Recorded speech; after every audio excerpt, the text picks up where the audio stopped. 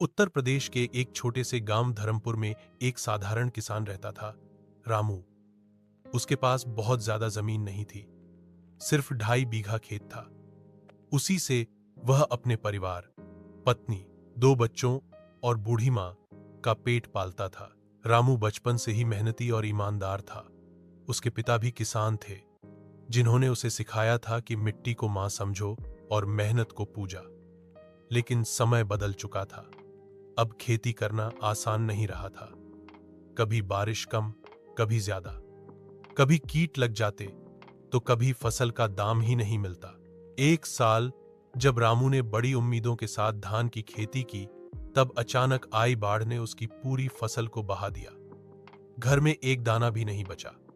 कर्ज बढ़ गया, बच्चों की स्कूल फीस बाकी थी और खाने को भी राशन नहीं था।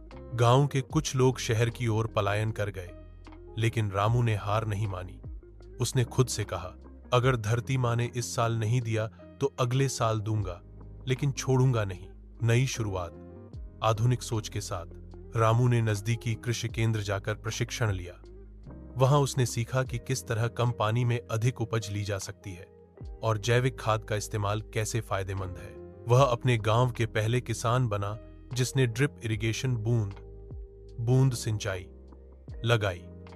पहले तो गांव वालों ने उसका मजाक उड़ाया, लेकिन जब अगली फसल में उसके खेत लहलहाए और उत्पादन दोगुना हुआ, तो सभी हैरान रह गए। रामू ने अब अपनी फसल खुद बेचनी शुरू कर दी।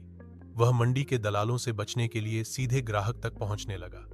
धीरे धीरे उसने ऑनलाइन प्लेटफॉर्म से जुड़कर अपने चावल, सब्जियां और गेहूं बड़े शहरों में बेचना शुरू किया।